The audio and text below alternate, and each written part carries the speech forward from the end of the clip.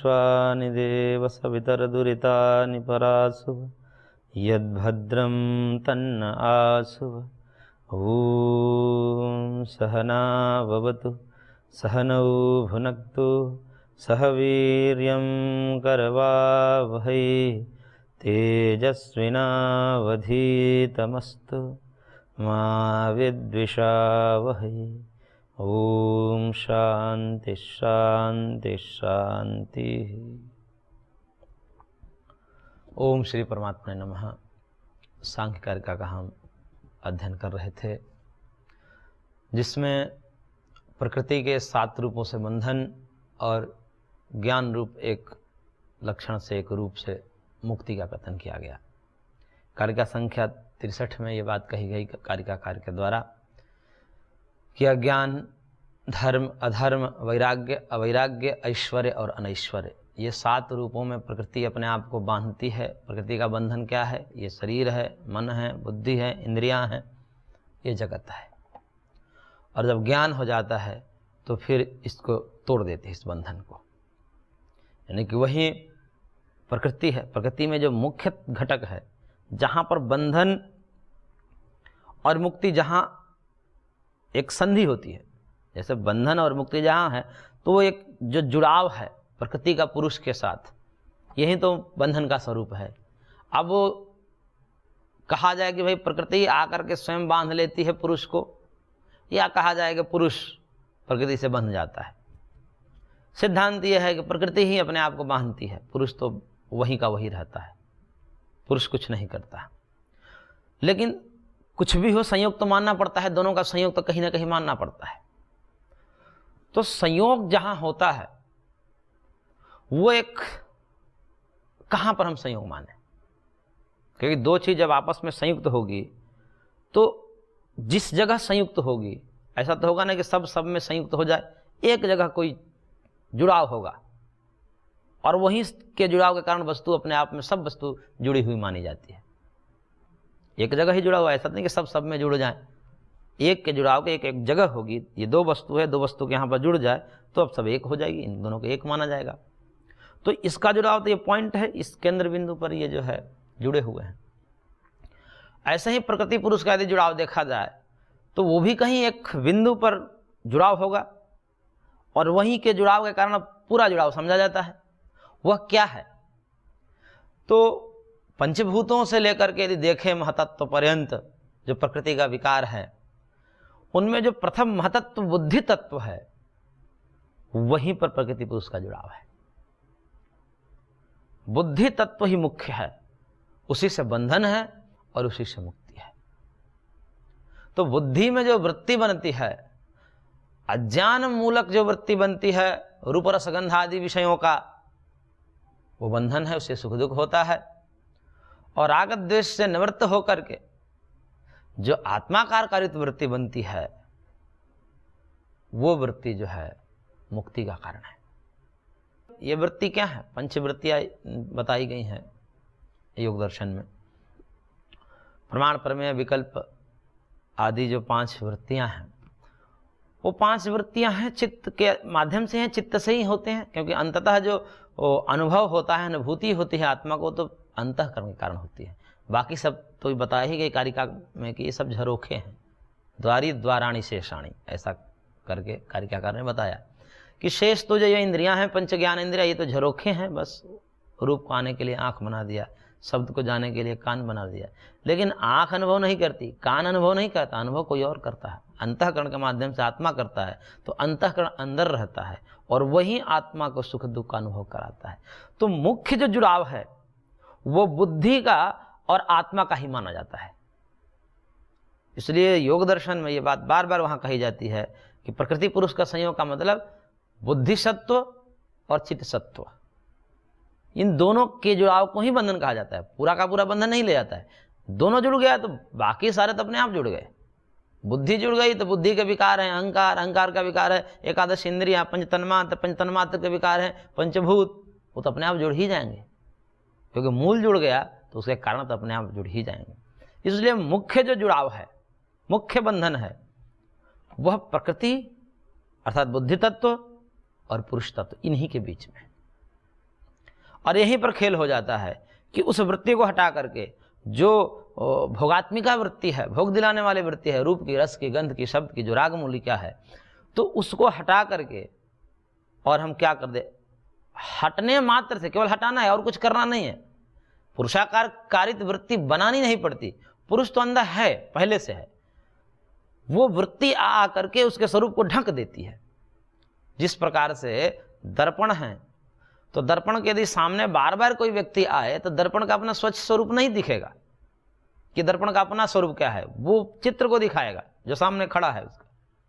और उसके वास्तविक स्वरूप को देखना है तो क्या करना पड़ेगा, कुछ नहीं करना है उसके लिए बस वो सामने जो व्यक्ति खड़ा है, जो वस्तु सामने है, उसको हटा दीजिए, अपने स्वरूप में आ जाएगा। यही उसका स्वरूप है। तो स्वरूप में प्रतिष्ठा के लिए कुछ करना नहीं पड़ता, बल्कि जो आयातित वृत्तियां हैं, ये बाह्य वृत्तियां जो हैं, इसको बस हटा दिया जाता है प्रयत्न पूर्वक। तो पूरा का पूरा जो प्रयत्न है, पूरा का पूरा जो योगाभ्यास है, वो इन क्लिष्ट वृत्तियों को हटाने से है। क्लिष्ट वृत्तियां हट जाएगी, पुरुष अपने स्वरूप में अपने आप प्रतिष्ठित हो जाएगा। तो वही जो है बुद्धि में जो वृत्ति बनती है, जब वो बाहरी वृत्ति बनती है राग द्वेष मूलक, वो उसको हम बंधन का कारण मानते हैं। वो जो वृत्तियां हट जाती हैं तो हटने मात्र से सामने पुरुष हो जाता है और पुरुष का प्रतिबिंब बुद्धि में पड़ती है। तो पुरुष का प्रतिबिंब जो बुद्धि में पड़ना है, यही बुद्धि का पुरुषाकार कारित होना है। वैसे ही सब समझाने के लिए कहे जाते हैं, पुरुष का प्रतिबिंब बुद्धि में पड़ना, क्योंकि ऐसे सूक्ष्म तत्व हैं, उसको कुछ समझाना ही पड़ता है, कुछ दृष्टांत देना ही पड़ता है।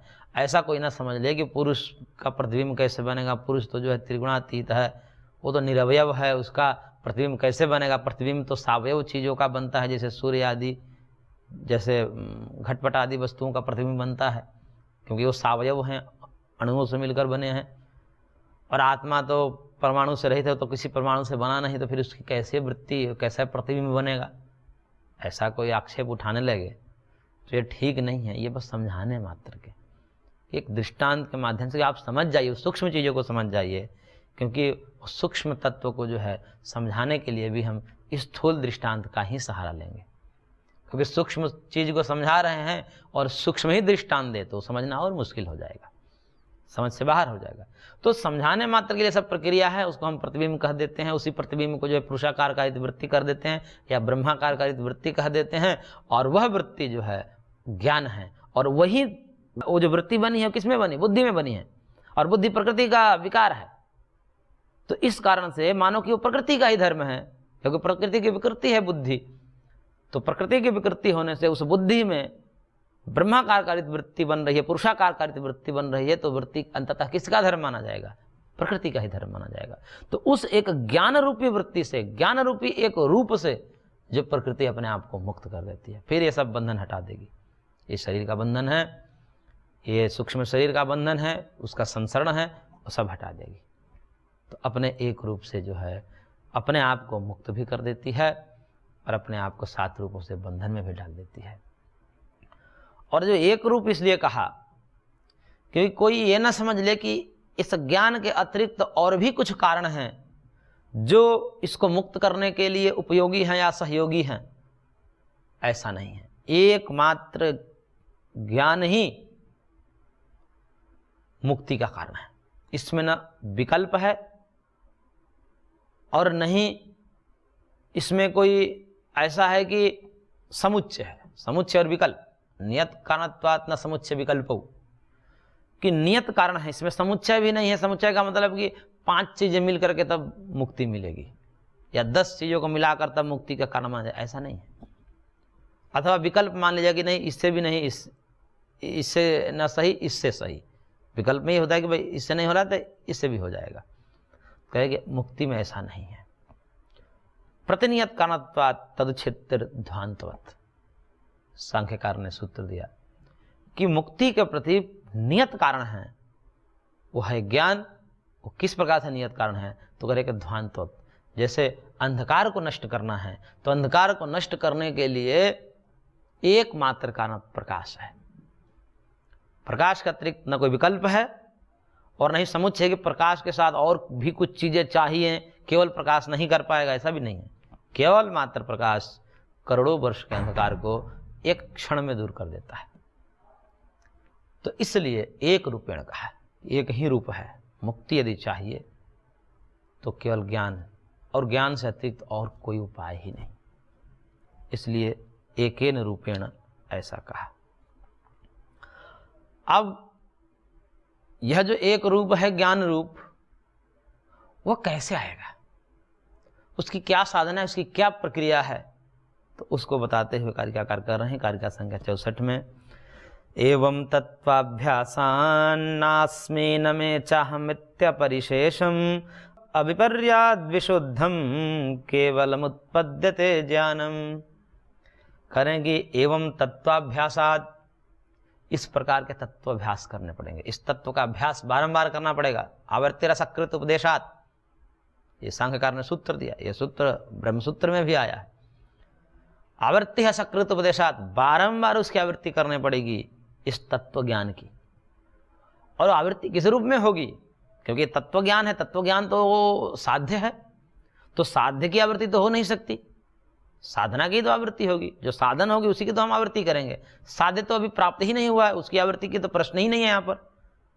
तो इस तत्व ज्ञान की आवृत्ति कैसे होगी, तत्व का अभ्यास, अभ्यास मतलब आवृत्ति। तो ये तत्व ज्ञान का अभ्यास कैसे होगा, तत्वाभ्यासात, तो उसके लिए कहा ना अस्मि, अस्मि क्रियापद है और उसका निषेध किया, ना अस्मि, यानी कि मैं कर्ता नहीं हूं, यानी कर्तृत्व का अभाव दिखाया गया किसमें, पुरुष में। तो पुरुष की ये साधना है, सांख्य की ये एक थोड़ी सी विचित्र साधना है। अन्य साधनाएं कई प्रकार की होती है, लेकिन सांख्य की साधना सबसे कठिन मानी जाती है। और लेकिन कठिन होते हुए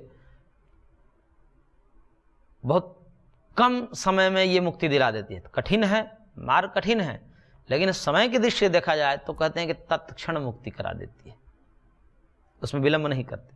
यदि उस साधना पर कोई व्यक्ति चले तो एक क्षण में मुक्ति होती है। सद्य मुक्ति के बात को मानते हैं। ऐसा नहीं कि क्रमिक मुक्ति, कि भाई इस मुक्ति के लिए फिर आपको कई जन्म लेने पड़ेंगे, फिर वहाँ इस उपासना करके फिर क्रमिक मुक्ति की जो बात कही जाती है उस मुक्ति को नहीं कहते। वो कहते हैं कि सद्य मुक्ति, इसी क्षण तत्क्षण मुक्ति दिला देते हैं, लेकिन थोड़ी साधना गंभीर है इनकी।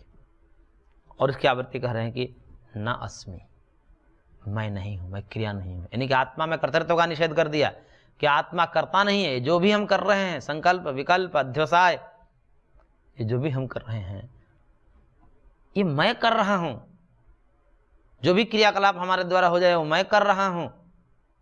अपने आप को कर्ता समझ लेना, यही अज्ञान है। और ज्ञान क्या है, मैं करता नहीं हूं। ये जो भी मेरे द्वारा संपादित हो रहे हैं उसका मैं करता नहीं हूं। और इस प्रकार की जब उसकी साधना होगी, इस प्रकार का चिंतन, ये सब विचार में चलेंगे निरंतर, मैं करता नहीं हूं। चाहे मेरे द्वारा कोई भी पुण्य कार्य संपादित हो रहे हैं इस जगत में, लेकिन मैं कर ही नहीं रहा हूं। और जब ऐसा विचार उसको होगा, ऐसा संकल्प होगा मन में, तो न उसको कभी राग होगा, न कभी द्वेष होगा, न उसके अंदर कभी अहंकार आएगा। वो किसी प्रकार के राग द्वेष आदि अहंकार से, क्योंकि अपने आप को कर्ता मान ही नहीं रहा है। कर्ता मानने से ही तो समस्या है। कर्ता मानने से फिर हम जो है फल के प्रति भी अधिकारी हो जाते हैं कि नहीं, कर्म मैं कर रहा हूँ तो फल मुझको ही मिलना चाहिए, ये कर्म मैं कर रहा हूँ तो प्रशंसा मेरे को होनी चाहिए, मेरी प्रशंसा नहीं होगी तो फिर दुखित होगा, नाराज होगा। ये सारा ताम झाम तो इसी से शुरू होते हैं। तो इसलिए वो कह रहे हैं कि मैं करता नहीं हूँ, मेरे द्वारा कुछ संपादित नहीं हो रहा है, कि मैं तो अकर्ता हूँ, मैं कुछ कर ही नहीं सकता। कर सब रहा है, व्यवहार में सब करेगा, क्योंकि व्यवहार में तो कुछ ना कुछ करना ही पड़ता है। लेकिन चिंतन इस प्रकार से होगा कि मैं करता नहीं हूं, नास्मि। और दूसरा कहा न मैं, यह मेरा नहीं है। मैं करता नहीं, यानी कि कर्ता में कर्तृत्वपन का निषेध कर दिया। इसकी बारंबार आवृत्ति करनी है, मैं करता नहीं हूं, मैं कोई भी मेरे द्वारा संपादित मैं नहीं कर रहा हूं। करते हुए भी ये अनुभव करना है। भोजन कर रहे हैं, भोजन करते समय ये अनुभव करना है कि मैं तो अपने स्वरूप में हूं, मैं इसमें जो है निर्लिप्त हूं, मैं इसमें लिप्त नहीं हो पा रहा हूं। और अपने आप के स्वरूप में रह करके फिर भोजन करना या कोई भी कार्य करना थोड़ा कठिन होता है, बड़ा मुश्किल है। देखते हुए मैं नहीं देख रहा हूं, बुद्धि देख रही है। यानी कि बुद्धि से अपने आप को अलग करके देखना ये सामान्य बात नहीं है, बहुत मुश्किल काम है। बुद्धि के साथ एकात्म होकर तो सब देखते हैं, मैं देख रहा हूं, मैं अध्यवसाय कर रहा हूं, निश्चय कर रहा हूं अमुक पदार्थ है, तो बुद्धि के साथ एकात्म होकर तो हम सब देख ही लेते हैं, इसमें कोई विशेषता तो है नहीं। लेकिन बुद्धि से अपने आप को अलग रह करके और फिर ये देखना कि मैं नहीं देख रहा हूं, ये मेरी बुद्धि देख रही है, ये बोलना नहीं, इसका अनुभव करना, इसका चिंतन करना, बारंबार बारंबार चिंतन करने से ऐसी स्थिति बन जाती है। तो ना अहम न में, ये मेरा नहीं है। कौन मेरा नहीं है? जिस प्रकार से ममत्व तो आ जाता है आत्मा में कि ये मेरा घर है, ये मेरी स्त्री है, ये मेरा पुत्र है, ये मेरा मकान है, ये मेरा दुकान है, इस प्रकार से ममत्व आ जाता है। तो उस ममत्व के कारण क्या हो जाता है कि जो उसका स्व है, उस स्व में ममत्व के कारण स्वामी में भी वो चीजें अपने आप केवल ममत्व के कारण आ जाती है। जैसे मकान टूटा, क्षति हुई मकान की, चोट लगी मकान में, लेकिन ममत्व के कारण वो चोट आ गया यहां पर, यहां दुख दे रहा है उसको। अब ये कैसे हो गया? चोट तो कहीं और, टूटा तो कोई और, तब तो ये देखा जाए कि भाई कौन टूटा, तो वो कहता है कि मैं ही टूट गया है। क्यों कह रहा है? अरे मैं, तुम कहाँ टूट गए? तुम तो अभी वैसे ही हो, तुम्हारे आंख नाक कान सब ठीक है, तुम्हारी बुद्धि वही है, कहाँ तुम्हारे विकार कहाँ दिख रहा है? उसके टूटने से तुम्हारे इस अस्तित्व में कहाँ ऐसा दिख रहा है कि भाई देखो उसके कारण जुड़ाव है, ये भी टूट गया, वहां चोट लगी तो ये भी टूट गया, इसके में आंख कान नाक आदि जो है कुछ हो गए, या पैर टूट गया, ऐसा तो है नहीं, वो तो ठीक ही है। लेकिन वो अपने आप को अंदर मान लेता है, किस कारण से? ममत्व के कारण से। ममत्व के कारण से अपने से भिन्न वस्तु में लगी चोट को, अपने से भिन्न वस्तु में हुई हानि को, क्षति को वो अपना क्षति मान लेता है, और अपने क्षति को मान करके और फिर दुखित होता है। इसका कारण क्या है? तत्वतः ऐसा नहीं है, दोनों अलग अलग वस्तु हैं।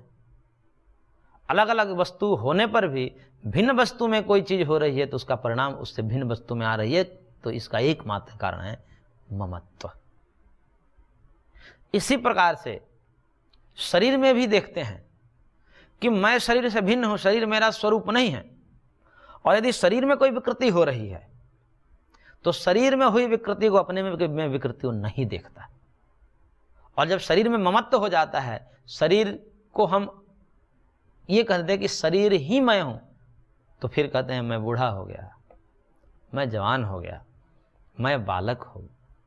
इस प्रकार से ये जो अवस्था का आरोप अपने में मान रहा है, ये आरोप उसकी अवस्था नहीं, ये तो शरीर की अवस्था है। और आत्मा न तो कभी बालक हुई है, न कभी जवान होती है, न कभी बूढ़ा होती है, न कभी मरती है। अजो नित्य शाश्वतोयम पुराणो न हन्यते हन्यमाने शरीरे, गीता का वचन है, उपनिषद का भी वचन है। तो आत्मा तो नित्य एक रस रहता है, उसमें अवस्था परिणाम, धर्म परिणाम, लक्षण परिणाम इत्यादि जो वचन महर्षि पतंजलि के आते हैं वो तो संभव ही नहीं है। वो सारे के सारे अवस्था परिणाम जो है प्रकृति में संभव है। लेकिन प्रकृति में हुए परिणामों को वो ममत्व के कारण अपने में मान लेता है और कह देता है मैं जवान हूं, अब मैं बूढ़ा हो रहा हूं, मैं मरूंगा, अपने आप को नष्ट भी मान लेता है। इसका कारण है केवल ममत्व। और इस ममत्व को तोड़ने के लिए न में ऐसी साधना की जाती है, ये मेरा नहीं है, ये मेरा नहीं है, शरीर मेरा नहीं है, मैं शरीर नहीं हूं, मैं शरीर से भिन्न हूं। इस प्रकार पार्थक्य देखना पड़ता है। ये पार्थक्य कहां से देखना पड़ता है? चिंतन से, ज्ञान से। उस ज्ञान से, बारंबार इससे चिंतन से मैं शरीर नहीं हूं, इसकी बारंबार आवृत्ति करने से वो ममत्व टूट जाता है। और ममत्व जैसे टूटेगा तो शरीर में हुए कोई भी विकृति हो उसका असर आत्मा को नहीं पड़ेगा। शरीर में कितना भी कष्ट हो, वैसी स्थिति में पहुंच जाते हैं साधक कि शरीर में कितना भी कष्ट हो, संकल्प पूर्वक यदि चले जाएंगे मैं शरीर नहीं हूं, शरीर से भिन्न हूं, वो स्थिति को प्राप्त कर ले, तत्क्षण कितना भी कोई व्याधि हो उससे रहित हो जाते हैं। लेकिन वो एक दिन की साधना नहीं है, वो बहुत कष्टकारी साधना है। तो न में ये मेरा नहीं है, इस प्रकार से आवृत्ति करनी पड़ती है। और तीसरा बताया ना अहम, अहम का मतलब करता है, अहम कर्ता पद है, तो मैं करता नहीं। दो चीजें हैं, पूर्व में जो कहा गया है नास्मि, अस्मि क्रियापद है, यानी कि मेरे में कर्तृत्व तो नहीं है। ये मेरे में कर्तृत्व का पद, मैं जन्म ले रहा हूं, मैं मृत्यु को प्राप्त हो रहा हूं, मेरे में कोई क्रिया हो रही है, मैं जा रहा हूं, मैं खा रहा हूं, इत्यादि जो हम अनुभव करते हैं उसका निषेध जो है ना अस्मि इस पद से समझना चाहिए। क्रिया का निषेध, जाना, आना, खाना, पीना, सोना, इस शरीर को छोड़ करके दूसरे शरीर में जाना, आवागमन इत्यादि जो कर्तृत्व है उस कर्तृत्व का अभाव दिखाया गया ना अस्मि इस क्रियापद से। और ना अहम, इससे कर्तृत्व का निषेध किया जा रहा है कि मैं कर्ता नहीं हूं, मैं अकर्ता हूं। यानी कि अकर्ता हूं यानी कि मेरे द्वारा जो भी कर्म संपादित हो रहे हैं वो तो मेरा है ही नहीं, वो तो प्रकृति का है। प्रकृति क्रियमाणानि गुण ही कर्माणि सर्वश अहंकार विगुणात्मा कर्ता अहमिति मन्यते, ये जो गीता का स्पष्ट वचन है, पूरे सांख्य सिद्धांत है, उसी सिद्धांत का प्रतिपादन यहां पर है कि अहंकार के से विमूढ़ होकर के आत्मा अपने आप को कर्ता मान बैठता है, वस्तु वो अकर्ता है। और जब कर्ता मान लेता है अहंकार के कारण, तो फिर भोक्ता भी मानेगा, वो फल पर भी अधिकार चाहेगा कि मैंने कर्म किया हो तो फल भी तो मुझको ही मिलना चाहिए। तो कर्म में और कर्तृत्व में जब अहंकार आ जाएगा, ममत्व आ जाएगा, जुड़ाव आ जाएगा, एकात्म हो जाएंगे, तो फिर तो फल और फल से होने वाली जो साइड इफेक्ट हैं, राग द्वेष वासनाएं, वो सब तो स्वाभाविक होंगी ही। लेकिन जब उसका मूल तोड़ना है, जड़ से इसको नष्ट करना है, तो कहेंगे कि मैं अकर्ता हूं। तो ये क्रिया कहाँ हो रही है? ये तो शरीर में हो रही है, मन में हो रही है, बुद्धि तक सीमित है अधिकतर, उससे आगे नहीं, मेरे में नहीं है, मैं करता हूं। तो जब अपने आप को कर्ता से रहित मान लिया तो फिर भोक्ता से भी रहित मानेगा, क्योंकि मैं जब करता नहीं हूं तो मैं भोक्ता भी नहीं हूं। तो जब कर्म ही मैं नहीं कर रहा हूं तो मैं बंधन में कैसे आऊंगा? क्योंकि कर्म करूंगा तब जाकर के फल मिलेगा उसका, और फल सुख दुख के रूप में हो सकता है, वो जन्म मरण आदि के रूप में हो सकता है। लेकिन वो अपने आप को कर्ता मान लिया, कर्म सब कर रहा है लेकिन वो उस भाव में करता है। परस्पर विपरीत साधना है, एक साथ होती हैं, शरीर के क्रियाकलाप चलते हैं लेकिन चिंतन कुछ और चल रहा है अंदर से। वो जो है अपने हाथ से किसी को कुछ देगा लेगा भी, आदान प्रदान भी करेगा, लेकिन अंदर की स्थिति यह है कि मैं नहीं कर रहा हूं, ये शरीर मन बुद्धि ही कर रहे हैं, ऐसा वो अनुभव करेगा, उससे अपने को पृथक रख कर करेगा। तो इस प्रकार से वो अपने आप को अकर्ता मानता है कि मैं करता नहीं हूं। तो इस प्रकार के अपरिशेषम, अपरिशेषम मतलब संपूर्ण, अब कोई शेष नहीं रह गया ज्ञान उसके।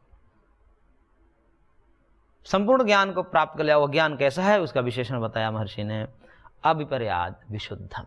अविपर्य, अविपर्य का विपर्यो मिथ्या ज्ञानम, और अविपर्य मतलब सद्ज्ञान, तत्व ज्ञान, विशुद्ध ज्ञान। वह संशय और विपर्य से रहित जो विशुद्ध तत्व ज्ञान, वह उत्पन्न होता है केवलम उत्पद्यते जानम, और तब वह केवल विशुद्ध, एकदम विशुद्ध, प्योर, उसमें ना कर्तृत्व का लेप है, ना क्रिया का लेप है, ना ममत्व का लेप है, विशुद्ध केवलम ज्ञानम उत्पद्यते, और केवल ज्ञान उत्पन्न होता है। और यही ज्ञानन, यही जो ज्ञान है, ज्ञानान मुक्ति ही बंधो विपर्याद, जो सांख्यकार का वचन है, इसी ज्ञान से मुक्ति मिलती है। और यही जब विपर्य में रहता है तो बंधन में हम रहते हैं। तो इस प्रकार से इसी भाव को जो है, ये भाव सांख्य से लिए गए हैं कि तत्वाभ्यासान नेति नेति त्यागाद विवेक सिद्धि, कि इस तत्व का अभ्यास कौन है? नेति नेति त्यागात, मैं ये नहीं हूं, मैं ये नहीं हूं, मैं ये नहीं हूं, इस प्रकार के नेति नेति की साधना इसी को कहते हैं। नेति नेति कही वेद बखाना। तो जो नेति, मैं ये नहीं हूं, मैं ये नहीं हूं, मैं ये नहीं हूं, अपने आप को निषेध करना, उससे हटाना, निवृत्त करना, और जो शेष बचेगा वही हमारा स्वरूप होगा। अपने आप को जब हटाते जाएंगे, मैं ये भी नहीं, ये भी नहीं, ये भी नहीं, ये भी नहीं, तो हटने के बाद जो तत्व परिशेषण न्याय से बचेगा तो अपने आप सिद्ध हो जाएगा। उसके लिए कुछ करना नहीं है। जितनी भी साधनाएं हैं वो हटाने के लिए हैं। अपने दुर्गुण, अपने दुर्व्यसन, अपने दुर्भावना, अपने दुष्कर्म, ये सब हटा दीजिए, जो शेष बचेगा वो मुक्ति की स्वरूप तो हम मुक्ति ही हैं। तो मुक्ति के लिए कुछ करना नहीं है, फिर हटाना है। इसलिए विश्वानि देव सवितर दुरितानि में सबसे पहले दुरित को हटाने की बात कही गई है। और दुरित को हटाएंगे तो अपने आप जो है भद्र तो हैं ही हम। भद्रम तन्ना आसुआ का मतलब भद्र प्राप्त नहीं होता, वो स्वरूप है, भूल गए हैं, वही प्रकट हो जाएगा, वही प्राप्ति है। तो ये जो मुक्ति है वो प्राप्तस्य प्राप्ति है, न कि अप्राप्तस्य प्राप्ति। ऐसा नहीं है कि हम मुक्ति को प्राप्त करते हैं, वो हम में नहीं है। हम जैसे कोई वस्तु हमारे पास नहीं है, उसका अभाव है तो हम उसको प्राप्त करते हैं कर्म के द्वारा। ये मुक्ति उस प्रकार की नहीं है। मुक्ति हमारा स्वरूप है, बस हम आवरण हटाते जाते हैं, एक जो स्वच्छ स्थिति हमारी शेष बन रह जाती है, वही मुक्ति है। वो पहले से हम हैं, वो प्राप्त नहीं किया जाता है, लेकिन फिर भी कहना पड़ता है, क्योंकि वाणी व्यवहार ऐसे ही कहना पड़ता है। तो प्राप्तस्य प्राप्ति मुक्ति है, अप्राप्तस्य प्राप्ति मुक्ति नहीं है। तो इस प्रकार से महर्षि ने यहाँ पर नेति नेति की साधना, जो सांख्य की साधना है, उस साधना के यहाँ पर उसका अभ्यास किस प्रकार से किया जाए 3 प्रकार से बताए। ना अस्मि, न मैं, ना अहम। इस प्रकार से आज की कक्षा को हम यहीं पर विराम देते हैं। शेष अगले अंक में। ओम शांति शांति शांति।